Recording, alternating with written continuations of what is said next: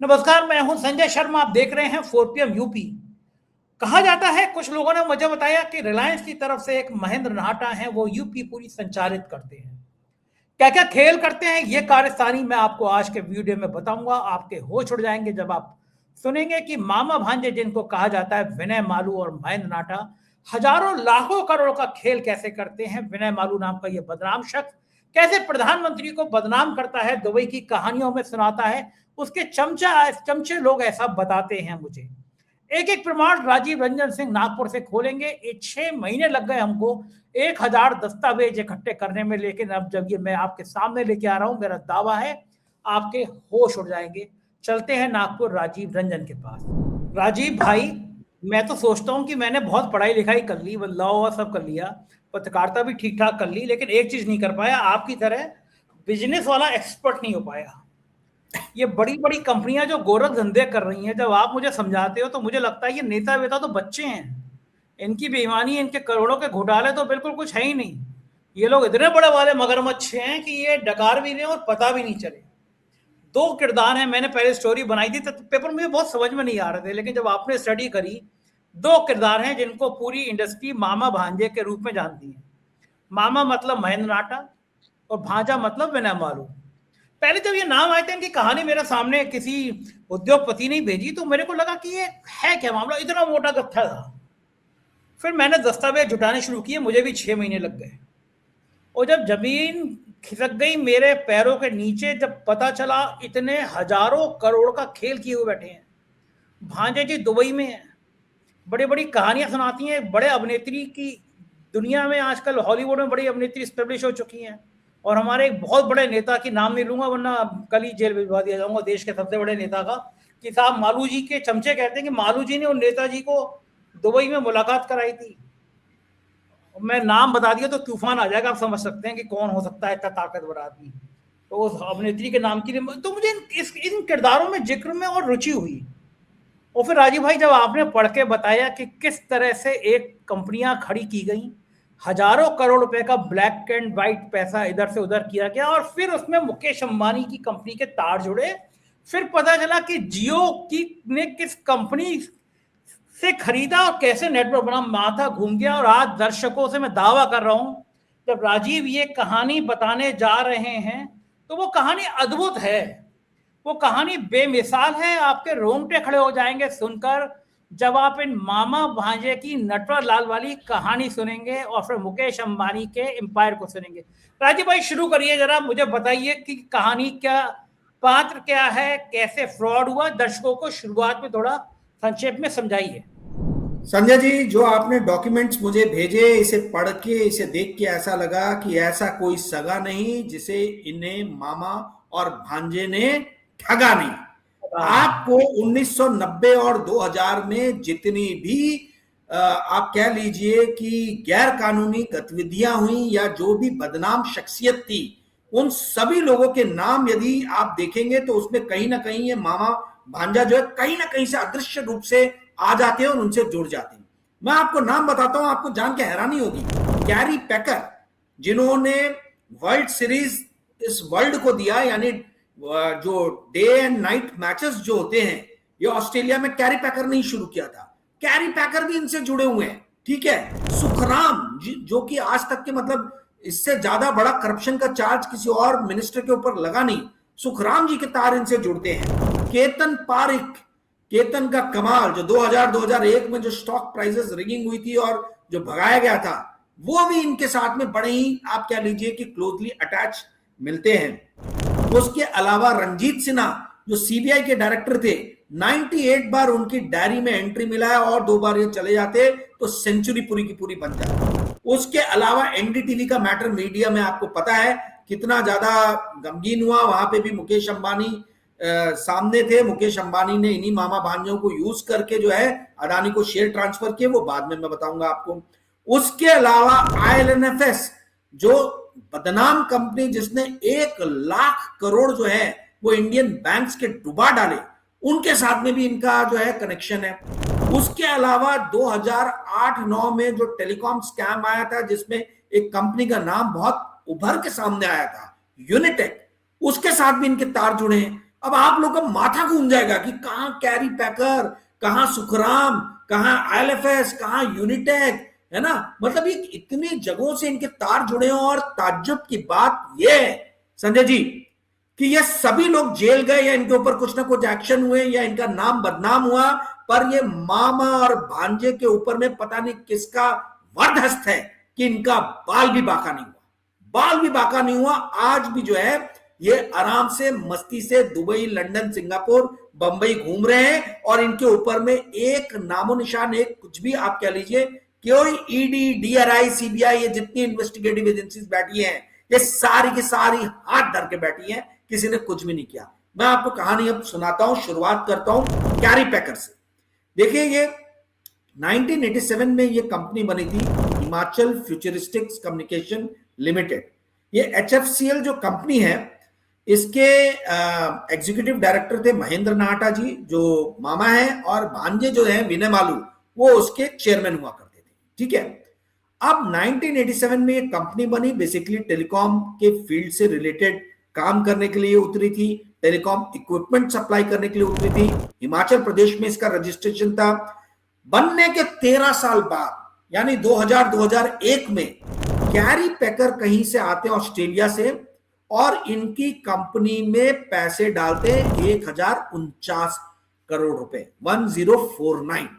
ठीक है, वो तब डालते हैं जब इस पूरी कंपनी का टर्नओवर भी 400 करोड़ नहीं रहता है। ठीक है, मतलब टर्नओवर का आप समझ लीजिए 2.5 गुना जो है ये पैसा डालते हैं और उसके बदले में मात्र 10% स्टेक जो है वो इस कंपनी में उठाते हैं। तो 1000 मोटा मोटी समझ लीजिए 1050 करोड़ रुपए देके आपने 10% स्टेक लिया, यानी इस कंपनी का वैल्यूएशन जब इसने कैरी पैकर से पैसे उठाए थे उस टाइम में वैल्यूएशन बनता है 10,500 करोड़ का। ऐसी कंपनी जिसका टर्नओवर 400 करोड़ नहीं है, सेल्स 400 करोड़ नहीं है, वो कंपनी जो है या 400 करोड़ के आसपास में है, वो कंपनी अपने औकात से 22-23 गुना ज्यादा जो है वैल्यूएशन पा रही है। ये अपने आप में एक अनोखा ये है। और कैरी पैकर जैसा एस्ट्यूट इन्वेस्टर पैसे भी डाल रहा है उसमें 1050 करोड़ रुपए।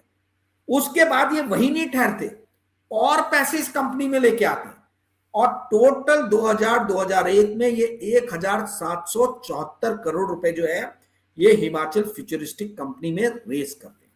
अब यहां तक तो बात हुई कि इन्होंने पैसा रेस कर लिया। सवाल ये उठता है कि जिन इन्वेस्टर्स ने ये पैसा डाला उन्होंने कोई ड्यू डिलिजेंस किया था क्या एचएफसीएल का पैसे डालने के पहले?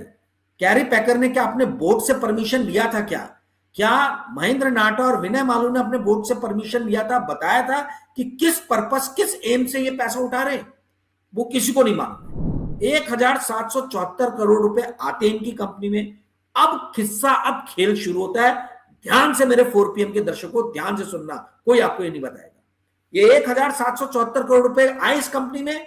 उसके बाद में इनकी ही एक सब्सिडरी है, ठीक है, एचएफसीएल ट्रेड एंड इन्वेस्टमेंट नाम से। ये कंपनी का इक्विटी बेस बहुत छोटा था, इसमें मात्र 40 करोड़ रुपए जो है वो इन लोगों ने इन्वेस्ट किए थे। इस कंपनी का काम क्या था? सिर्फ शेयर मार्केट में स्टॉक्स की ट्रेडिंग करना, एचएफसीएल ट्रेड एंड इन्वेस्टमेंट का। ठीक है, और इस एचएफसीएल ट्रेड एंड इन्वेस्टमेंट में ये पैसा ट्रांसफर करते हैं पहले 1608 करोड़ रुपए और उसके बाद में 40 करोड़ रुपए और, यानी 1648 करोड़ रुपए। ये एचएफसीएल ट्रेड एंड इन्वेस्टमेंट का काम जो था वो सिर्फ था स्टॉक्स की ट्रेडिंग करना या किसी दूसरी कंपनीज को लोन देना। ठीक है, अब होता यह है कि ये इसके अंदर में पैसा डालते हैं 2001 में, 2002 में, और उसके बाद में ये कंपनी 2002-2003 में बोलती है कि भाई हमको नुकसान हो गया। ठीक है, और हाथ खड़े कर देती है। तो एचएफसीएल क्या करता है, इस कंपनी को बोलता है आओ बेटा, तुम तो हमारे छोटे बेटे हो, सब्सिडरी हो, तुमसे गलती होगी तो हम तुमको अपनी गोद में ले लेते हैं। तो मर्ज कर दिया, और मर्ज कर दिया अपने अंदर एचएफसीएल ने, और अपने बुक्स पे लिखा कि 1650 करोड़ यानी 1650 करोड़ रुपए जो ट्रांसफर किए थे वो पूरे के पूरे लॉस हो गए। अब वो कहां गए किसी को नहीं पता। और क्या बोल के इन्होंने किया कि goodwill adjusted with share premium, यानी गुडविल गायब हो गया। और गुडविल कितना गायब हुआ? 1000 करोड़ का गुडविल गायब हो गया उस कंपनी का, तो गुडविल हटा दिया।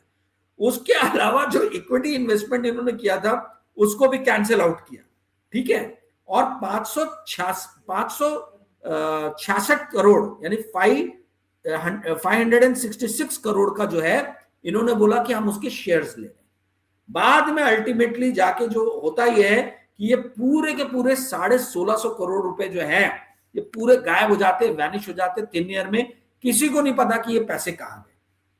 और उसके बाद में सेबी जो है वो केतन पारिक का जो मामला था जो 2001 में आया था, जो स्टॉक मार्केट की इन्होंने रिगिंग की थी केतन पारिक ने, उसकी इन्वेस्टिगेशन कर रही थी। तो केतन पारिक के इन्वेस्टिगेशन में ये उभर के सामने आया कि केतन पारिक को इन्होंने 736 करोड़ रुपए जो है वो दिए हैं। क्यों दिए किसी को नहीं मालूम। 736 करोड़ रुपए दिए, उसके बदले में कुछ कोलेटरल भी नहीं लिया केतन पारिक से। ठीक है, अगर बैंक हमको लोन देते तो हमारा घर गिरवी रखती है ना, कुछ प्रॉपर्टी गिरवी रखती है। इन्होंने 736 करोड़ रुपए केतन पारिक को दिए। ठीक है, और उसके साथ ही जो है 82 लाख शेयर्स भी केतन पारिक को दे दिए। अब कोई करेगा संजय जी, आप अपनी कंपनी के शेयर क्या मुझे उठा के दे दोगे क्या? उठा के साथ में 100 करोड़ भी दे दोगे? ऐसा होता है क्या कहीं? ये क्यों दिए गए? इसके कुछ मतलब इसके बारे में कुछ अता पता नहीं है कि भाई क्यों दिया गया। सेबी ने कहा कि ये अपने स्टॉक प्राइसेस की रिगिंग करना चाह रहे थे, स्टॉक प्राइसेस को मैनिपुलेट करना चाह रहे थे, और उसी के लिए केतन पारिक की इन्होंने मदद ली। अब जब ये केतन पारिक को शेयर्स दे रहे थे, उसी टाइम में ये दोनों मामा भांजी अपने शेयर्स बेच रहे थे। ठीक है, यानी जब ये मार्केट में शेयर प्राइसेस को ऊपर लेके जाने की कोशिश कर रहे थे केतन पारिक की मदद से, उस टाइम में ये शेयर्स बेच रहे थे। 23 लाख शेयर जो है इन्होंने उस टाइम में सेल किए और 2.5 लाख खरीदे, तो यानी नेट जो है 20.88 लाख शेयर्स इन्होंने बेचे, जिसकी वैल्यू आती है 271 करोड़ रुपए उस टाइम के वैल्यूएशन के हिसाब से। तो केतन पारिक एक जगह इनके शेयर प्राइसेस को ऊपर भगा रहा है, दूसरी तरफ उसका फायदा लेके 271 करोड़ के शेयर जो है मार्केट में ऑफलोड कर देने, छोड़ देने। अब केतन पारिक की कंपनीज आपको याद होगा 2001 में पैंथर, बड़ा नाम था पैंथर कैपिटल, पैंथर हो गया, ट्रायम्फ हो गया, है ना, आपका क्लासिक क्रेडिट हो गया, आपका गोल्डफिश हो गया, नक्षत्र कंप्यूटर हो गए। इन सब के तार जो है ये विनय मालू और महेंद्र नाटा की जो कंपनी थी HFCL, इनके साथ में जुड़े। अब इसके बाद में सेबी ने इन्वेस्टिगेशन किया। सेबी ने इन्वेस्टिगेशन किया तो आप अब जो है संजय जी, आपके मतलब आंखों से आंसू निकल आएगा। आपको मालूम है इस केस का सेटलमेंट मतलब ये केस चलता रहा और 2010 में 8-10 साल बाद उन्होंने इस केस को सेटल किया। कितनी पेनल्टी भरी होगी आप बताइए? होगी कम से कम 3-4 हजार करोड़ 10 करोड़ रुपए बस। मतलब 1800-2000 करोड़ रुपए का कुछ अता पता नहीं है। शेयर प्राइस रिगिंग करके पैसे भी 271 करोड़ रुपए कमाए, और उसके बाद और अपनी HFCL ट्रेड इन्वेस्टमेंट में गुडविल डिसअपेरेंस के नाम पे, है ना, गुडविल एडजस्टेड के नाम पे जो है 1650-1700 करोड़ कहां गए किसी को पता नहीं। ये सारा मामला होने के बाद में जब सेबी पकड़ती है और सेबी जब केतन पारिक से रिलेटेड मामले में छानबीन करती है तो ये बोलते हैं कि भैया कंसेंट ऑर्डर निकाल दो, हम मान रहे गलती हमारी, 10 करोड़ रुपए की पेनल्टी देके ये छूट जाते। ये भारत के इतिहास में कभी नहीं हुआ, मैं आपको बता रहा हूं, माइंड इट। भारत के इतिहास में कभी इतने औने दाम पे कभी कोई छूटा नहीं। अच्छा, ये जो इन्होंने उस टाइम में किया, उसी टाइम में इन्होंने HFCL में 2002-2003 से लेके, यानी केतन पारिक ने तो जो कांड किया वो कांड 2001 में खुला। उसके बाद में इनका मन नहीं माना और ये इंडिया के बाहर विदेशों में गए, और HFCL ने विदेश में जाके foreign currency convertible bond FCCB के माध्यम से जो है वो पैसे उठाए। और FCCB नहीं, GDR ग्लोबल डिपॉजिटरी रिसिप्ट जिसको बोलते हैं, उसके माध्यम से भी पैसे उठाए, ADR के माध्यम से भी उठाए पैसे। मतलब आप ये समझ लीजिए संजय जी, जितने फाइनेंशियल टूल हैं जिसके माध्यम से आप मार्केट से पैसा उठा सकते हो, कोई टूल नहीं छोड़ा इन्होंने। Private equity placement, FCCB, GDR, ADR, फिर CDR कॉर्पोरेट डेट रजिस्टर, सब इन्होंने यूज कर लिया। मतलब जितने भी फाइनेंशियल टूल्स हैं जो कॉर्पोरेट जगलरी में, जो फाइनेंशियल क्राइम में यूज होते हैं, सारे इन्होंने टूल यूज किए। और ये जो जीडीआर का केस था, इसमें क्या किया था, इन्होंने $50 मिलियन जो है जाके लग्जमबर्ग या यूरोपियन को स्टॉक मार्केट में, स्टॉक एक्सचेंज में उठाया। देखिए जो एडीआर होता है, अमेरिकन डिपॉजिटरी रिसिप्ट, इसके माध्यम से आप अमेरिका से पैसे उठा सकते हो, अमेरिका के एक्सचेंजेस में जाके वहां से पैसे उठा सकते हो। और जो ग्लोबल डिपॉजिटरी रिसिप्ट है जीडीआर, इसके माध्यम से आप वर्ल्ड में कहीं पे भी जाके पैसे उठा सकते हो। ठीक है, तो ये लग्जमबर्ग गए या यूरोप में कहीं गए और इनको पुर्तगाल की एक बैंक ने जो है वो $50 मिलियन का जीडीआर था। तो एक कंपनी आई, इन्वेस्टमेंट कंपनी, जिसका नाम है रोकर। ठीक है, ये रोकर जो था, ये पता नहीं क्या रॉकी था क्या था, इसने बोला चिंता मत करो मालू साहब, मैं पैसे लगाऊंगा। $50 मिलियन का 47.5 मिलियन अकेले, यानी लगभग 95% जो है ये रोकर ने पैसा लगाया। और रोकर ने कोई धर्म खाते में पैसा नहीं लगाया, क्राइम यहां हुआ है, फाइनेंशियल क्राइम जो मैं बता रहा हूं। रोकर ने कैसे पैसा लगाया, इन्होंने एक बैंक को पकड़ा पुर्तगाल लिस्बन में और उसको बोला कि भाई आप रोकर को लोन दो और हम उसके माध्यम से जीडीआर लाएंगे, जीडीआर के माध्यम से पैसे इकट्ठे करेंगे और जो पैसा आएगा वो हम आपको दे देंगे, तो आपका लोन तो चुकता होगा जो आपने रोकर को दिया है। तो बैंक ने बोला भाई ठीक है, उन्होंने एग्रीमेंट साइन किया। अब ये चीज इन्होंने छिपाई इंडियन स्टॉक एक्सचेंजेस में, इंडियन मार्केट में पैसे रेस किए। अब आप बोलोगे पैसे रेस करने का फिर पर्पज ही क्या है, यदि पुर्तगाल की बैंक को दे रहे हो? पैसे रेस करने का पर्पज ये था कि इंडिया की बैंकों को चूना लगाना है, इंडिया की बैंकों को ये बताया कि देखो हम फॉरेन से पैसे ला रहे हैं, फॉरेन इन्वेस्टर जो है वो हम पे कितना विश्वास कर रहा, भरोसा कर रहा है, वो हमको पैसे दे रहा है, तो तुम हमको क्यों नहीं लोन दे सकते हो भैया, तुम भी हमको लोन दो। तो इंडिया के बैंकों से भी इन्होंने पैसे ले लिए। और उसके बाद में जब ये मामला सामने आया तो अगेन विनय मालू जी जो है हमारे परमवीर, इन्होंने सेटलमेंट किया। आपके कान से खून निकलने लगेगा सुन के कि कितने में मामला सेटल हुआ। 1.36 करोड़, यानी 1.25 करोड़ लगभग आप समझ लीजिए, उसमें ये मामला सेटल कर दिया। ये अनंत बरुआ और जो उस टाइम में होल टाइम डायरेक्टर थे मोहंती जी, एसके मोहंती और अनंत बरुआ, इनसे सवाल पूछा जाना चाहिए। 2002 का 3 का जो क्राइम है 2019 में वो सेटल हुआ है, 16 साल बाद, सोचिए आप। और $50 मिलियन यदि अगर मैं आज की करेंसी 90 के हिसाब से पकड़ूं तो 4,500 करोड़ होता है। 4,500 करोड़ में 2019 में मान लो $70 का $1 होगा, 3,500 करोड़ होगा। क्या सोच के 1.25 करोड़ में आपने सेटलमेंट किया है? सेबी के तो सारे के सारे जो पूर्व एम्प्लॉइज हैं, जो डायरेक्टर्स हैं, इनके ऊपर में बहुत बड़ा क्वेश्चन मार्क उठना चाहिए कि किस बेसिस पे पेनल्टी लगाते हैं। क्या ये लॉ की नजरों में ये बात सही है कि कोई हजारों करोड़ का घपला करके चले जाए और आप उसको 5 करोड़ 10 करोड़ की पेनल्टी लेके आप छोड़ दो? तो ये सवाल जो है ये सिर्फ ये मामा भांजे पे नहीं है, ये जो सेबी के अधिकारी हैं इन पे भी जो है काफी बड़ी उंगली उठती है कि भाई आपने क्यों सेटलमेंट इस तरीके का जो है एक्सेप्ट किया, बर्दाश्त किया। तो आप ये समझिए हजारों करोड़ से ज्यादा के पैसे का डाइवर्जन का केस बनता है, फेक एफसीसीबी का, जीडीआर का केस बनता है, और आप उसमें 1 करोड़ 10 करोड़ की पेनल्टी दे रहे हो। एक आदमी यदि ₹1000 की चोरी करता है तो आप उसको जेल भेज देते हो। कहां है ईडी, कहां है सीबीआई, कहां है डीआरआई, क्या कर रहे हैं ये लोग? जब अपोजिशन पार्टी का कोई लीडर कुछ करता है तो उसके खिलाफ बड़ी बड़ी जो है आप केस खोल देते हो, जेलों में महीनों महीनों तक बंद कर देते हो। ये किसका बर्दाश्त है विनय मालू के ऊपर में और महेंद्र नाटा के ऊपर में कि इनके खिलाफ आज तक जो है कोई एक्शन नहीं हुआ, इनके खिलाफ कोई जो है ईडी या डीआरआई या सीबीआई के ऑफिशियल ने इन पे हाथ डालने पे हिचकिचाए हैं, या डरे हैं, घबराए हैं। सेबी जो है इनके भी ऑफिशियल्स के ऊपर में निगरानी होनी चाहिए, जांच होनी चाहिए, क्योंकि ये दोनों मामा भांजे का एक सेट ट्रेंड, एक सेट पैटर्न है। जो आपने मुझे डॉक्यूमेंट भेजे संजय जी, उसको पढ़ के क्या पैटर्न है वो मैं बता रहा हूं, ध्यान से सुनिए।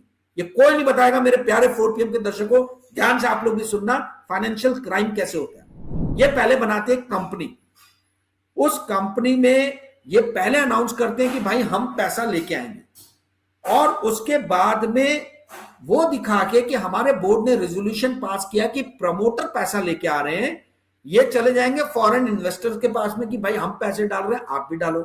फिर इंडियन बैंक्स को बोलेंगे कि देखो हम डाल रहे हैं, फॉरेनर्स भी डाल रहे हैं, आप भी हमें लोन दे दो।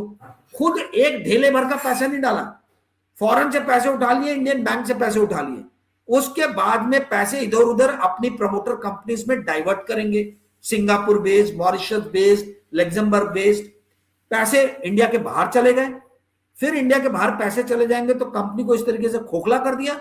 उसके बाद में खुद रिजाइन कर देंगे डायरेक्टर की पोस्ट से, कंपनी के कर्ता धर्ता से हट जाएंगे और अपने कोई निचले एम्प्लॉय को जो है एज ए डायरेक्टर कंपनी में बिठा देंगे, और फिर बोलेंगे कि देखो कंपनी में भारी लॉस हो गया है तो अब हम कंपनी बंद कर रहे हैं और वाइंडिंग अप पिटीशन जो है कहीं पे फाइल कर देंगे। ये इनका एक ट्रेंड पैटर्न है जो मुझे समझ में आया ये डॉक्यूमेंट पढ़ के। तो भैया ईडी, डीआरआई, सीबीआई, यहां तो मेरे से 100 गुना ज्यादा विद्वान ऑफिशियल्स बैठे हैं, इनको क्यों नजर नहीं आ रहा, मेरे समझ में नहीं आ रहा है। आगे भी केस होगा, आप पूछेंगे तो मैं बताता हूँ। और राजीव भाई, और मैं तो हैरान इसलिए हुआ क्योंकि मुझे पता चला कि पीएमओ में हिमाचल कैडर का एक रिटायर्ड अफसर है, आईएएस अफसर है, वो बिल्कुल बड़ा मददगार बना हुआ। मुझे लगा तार कहाँ तक जुड़े हुए हैं। फिर ये मालू के चमचों ने जब प्रधानमंत्री को लेकर तरह तरह की कहानियां बनानी शुरू करी तो मुझे यकीन नहीं हुआ कि हमारे प्रधानमंत्री का इस हद तक फ्रॉड लोगों से इस तरह का खराब संबंध नहीं हो सकता। जैसी कहानी, मुझे अपने जवान से वो शब्द इस्तेमाल मैं नहीं कर सकता क्योंकि मेरे को शोभा नहीं देता कि इस तरह की कहानी जब तक मेरे को पुष्ट ना हो जाए कहानियां करूं, लेकिन बहुत खराब कहानियां, प्रधानमंत्री के चरित्र पर सवाल उठाने वाली कहानियां इनके चमचे बताते हैं और बड़े गर्व के संग बताते हैं कि मालू बचा कैसे है, बिना मालू कैसे बचा है। दूसरा बात, महेंद्र नाहटा क्या अभी भी मुकेश अंबानी की कंपनी में कर क्या रहे हैं? जियो की स्थापना में इनके तार कैसे जुड़े हुए हैं?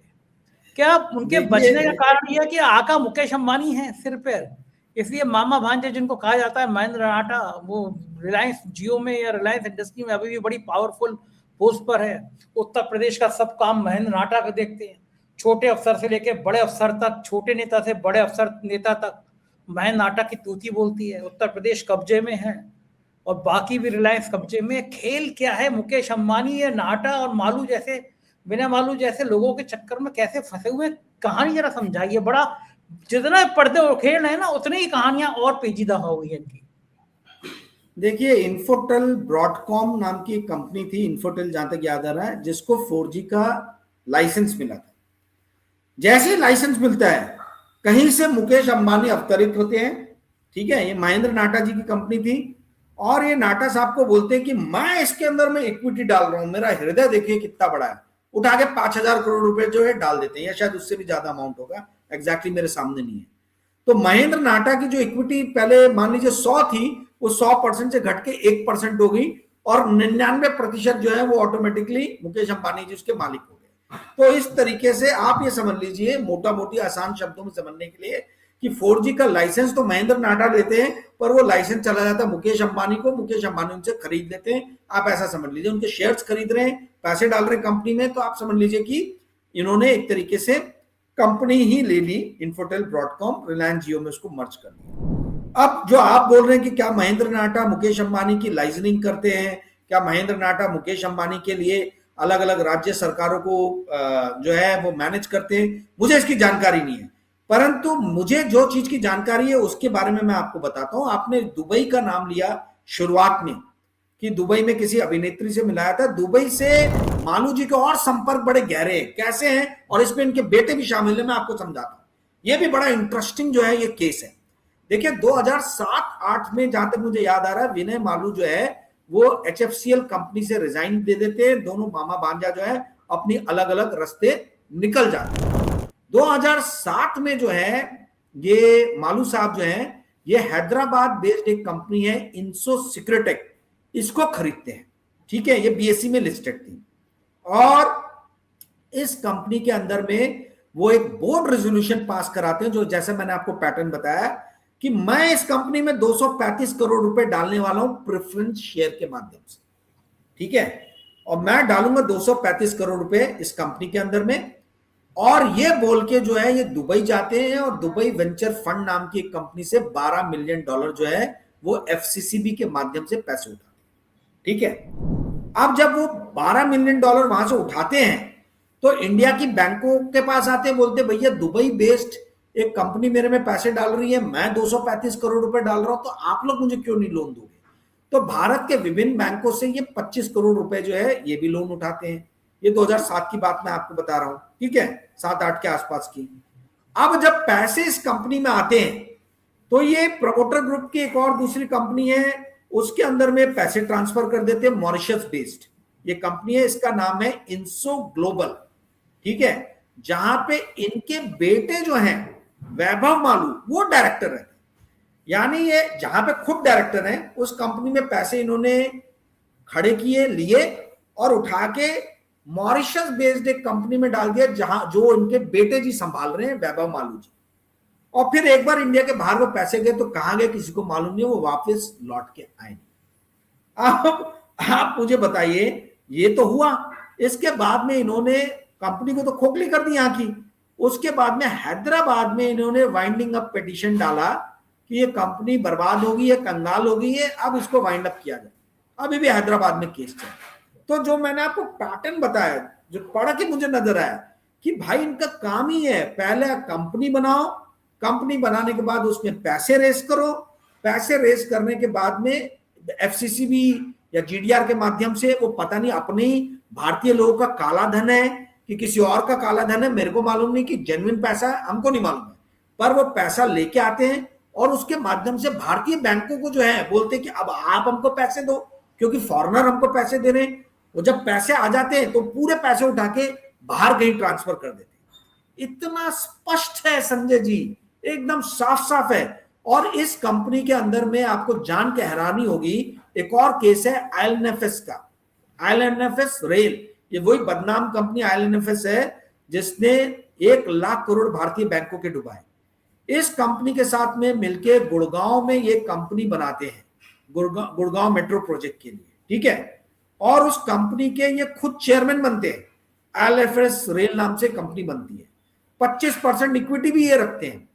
और उसके बाद में 40 करोड़ रुपए जो है फेक इनवॉइसिंग या ओवर इनवॉइसिंग के माध्यम से किसी ऐसे कंपनीज में दिया जाता है जिसकी कंप्लेन जो है दिल्ली पुलिस को होती है। दिल्ली पुलिस में इकोनॉमिक ऑफेंस विंग जो है उसकी खोजबीन करता है।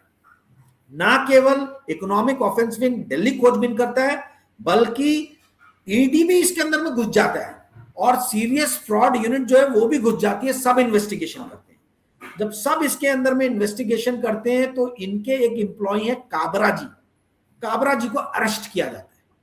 और आपको जान के ताज्जुब होगा कि ये काबरा जी जो है, ये काबरा जी इनकी ये इंसो रियलटेक वाली जो हैदराबाद बेस्ड कंपनी थी, इसके वो ऑडिटर थे।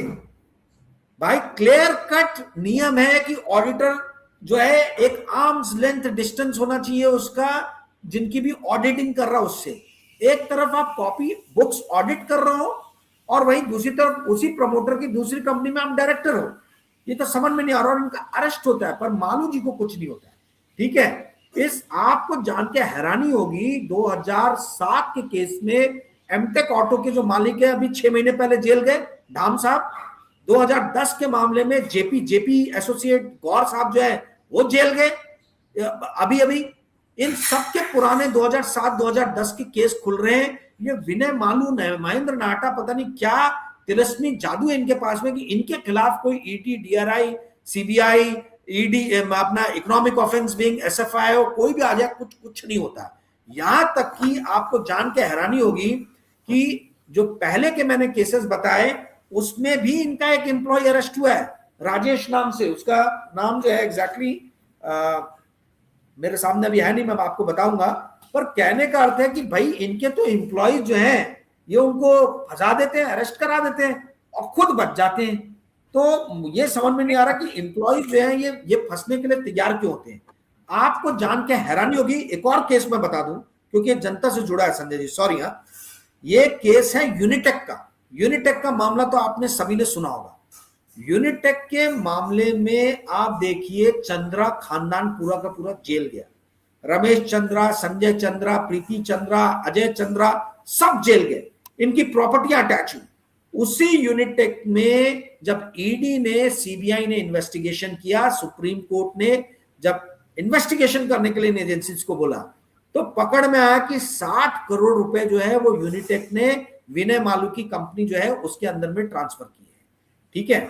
और ये 60 करोड़ रुपए जब ट्रांसफर हुए, जब सुप्रीम कोर्ट को पता चला तो सुप्रीम कोर्ट बड़ा नाराज हुआ और सुप्रीम कोर्ट ने डायरेक्शन दिया कि 18% पेनल्टी के साथ में सालाना ये पैसे जो है ये वापस लो।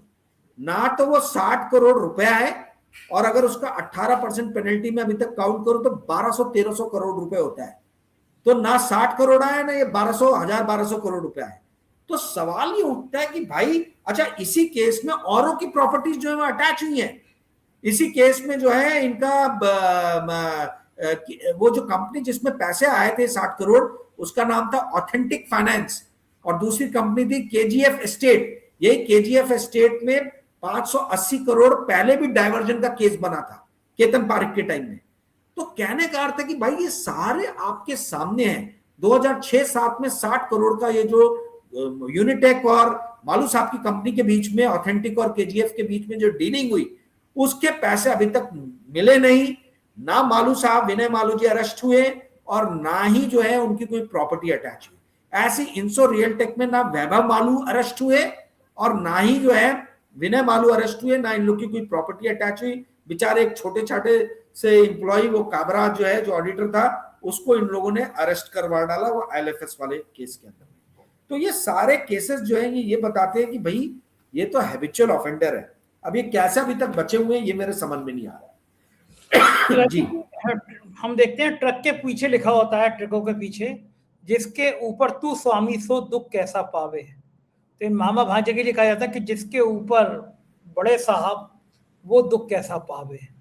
संजय जी, मैं एक चीज आपको बता दूं, मैं और इन्वेस्टिगेशन कर रही, तो जो डॉक्यूमेंट्स आपने भेजे सिंगापुर, लंदन, दुबई, ये जगहों पे जाके मैंने सोचा कि इन्वेस्टिगेशन करूंगा। यदि अभी मेरे पास उतने पैसे नहीं है, but I am raising money for investigation, because ये बहुत अच्छी इन्वेस्टिगेटिव स्टोरी मुझे दिख रही है। तो इसको और बहुत खंगाला जा सकता है, क्योंकि रहस्यमय तरीके से ये हर केस से बच जा रहे हैं, निकल जा रहे हैं। ऐसा कैसे संभव है ये मेरे समझ में नहीं आ रहा है। वो जो है 6 महीने लग गए इन दस्तावेजों को इकट्ठा करने में। 1000 पन्नों के दस्तावेज हम लोगों ने इकट्ठे कर लिए। और राजीव भाई, अगली कड़ी में हम लोग अपने दर्शकों को एक एक दस्तावेज दिखाएंगे जो हम लोगों ने अलग अलग जगह से इकट्ठे किए हैं। वो दस्तावेज दिखाएंगे कि इन बड़े लोगों की बड़ी कहानी का असली सच क्या है, कैसे मुकेश अंबानी आका बने हुए हैं और कैसे चेले खेल कर रहे हैं। बहुत बहुत शुक्रिया राजीव भाई, इतनी बढ़िया बिजनेस की बातें करते हैं ना, मजा आ जाता है। अब बड़े बड़े कंपनियों के बड़े बड़े चेहरे हम लोग ऐसे ही बेनकाब करेंगे। शुक्रिया दोस्त। साधारण शब्दों में समझाने की कोशिश की है, होपफुली हमें नहीं आती ना बिजनेस की चीजें। नेतागिरी होती तो हम बोल देते, लेकिन ये बिजनेस की टेक्निक आपको आती है, हमें नहीं आती। शुक्रिया राजीव भाई। ये तो राजीव रंजन जी, पूरी बातचीत आपने सुनी। मैं जानना चाहता हूँ, ये खबर आपको परेशान करती है, हैरान करती है, विचलित करती है? नहीं। खबर सही लगी हो तो अपने सब दोस्तों तक जरूर भेजिएगा। शुक्रिया, थैंक यू।